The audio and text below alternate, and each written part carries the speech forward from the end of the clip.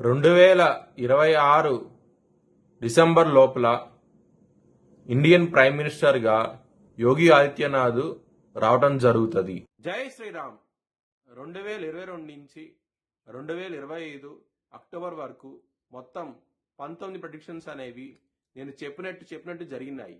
అవన్నీ కింద డిస్క్రిప్షన్ లో ఇవ్వడం జరుగుతోంది. సింహరాశికి అధిపతి సూర్యుడు. సింహరాశిలో మగ 4 పాదాలు, పుబ్బ 4 పాదాలు, ఉత్తర 1వ పాదం ఉంటది. ఈ నక్షత్రం వాళ్ళందరికీ నేను చెప్పే వార ఫలితాలు వర్తిస్తాయి.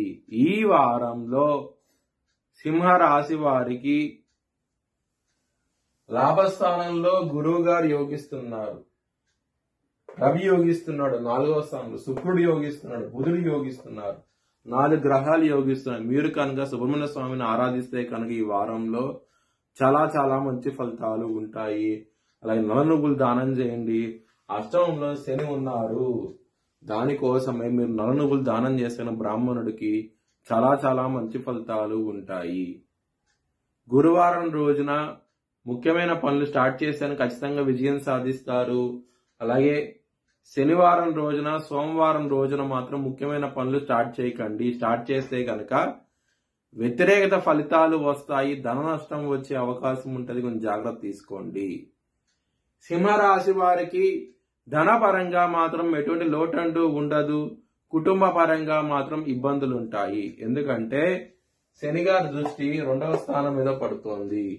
దీని మూలంగా కొంచెం ఇబ్బందులు ఉంటాయి. కొంచెం జాగ్రత్త తీసుకోండి ఈ వారం అనేది. లవర్స్ కి మాత్రం బ్యాడ్ టైం నడుస్తోంది. ఈ వారంలో మాత్రం మీ లవర్ కి మాత్రం ప్రపోజ్ చేయకండి. ప్రపోజ్ చేసి రిజెక్ట్ చేసే అవకాశాలు ఎక్కువగా ఉంటాయి.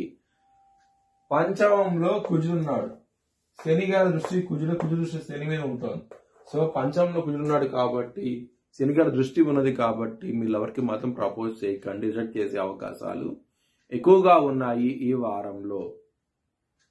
హెల్త్ పరంగా మాత్రం బ్యాడ్ టైం నడుస్తోంది. కొంచెం జాగ్రత్త తీసుకోండి. ఏదైనా చిన్న సమస్య వచ్చినా సరే డాక్టర్ దగ్గరికి వెళ్ళండి. మంచి ఫలితాలు ఉంటాయి. శత్రువులు అనే వాళ్ళు చాలా అధికంగా ఉంటారు. దొంగ దెబ్బ తీసే అవకాశం ఎక్కువగా ఉంటది. 6వ స్థానాధిపతి అయిన శని అష్టమంలో ఉన్నారు. కుజుడు దృష్టి శని మీద ఉంటుంది. కుజుడు 4 దృష్టి శని మీద ఉంటుంది. శని దృష్టి కుజుడి మీద ఉంటుంది. ఈ విధంగా ఉన్నది కాబట్టి గ్రహస్థితి మీరు కొంచెం జాగ్రత్త తీసుకోండి ఈ వారం అనేది. మ్యారేజ్ పరంగా మాత్రం ఇబ్బందులు ఉంటాయి.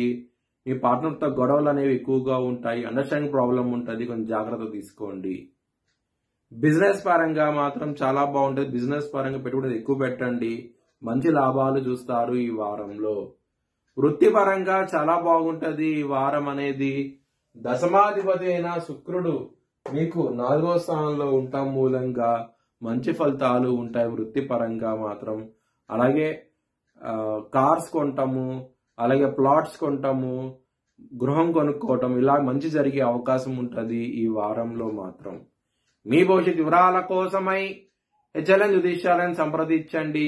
Please like, share and subscribe my channel.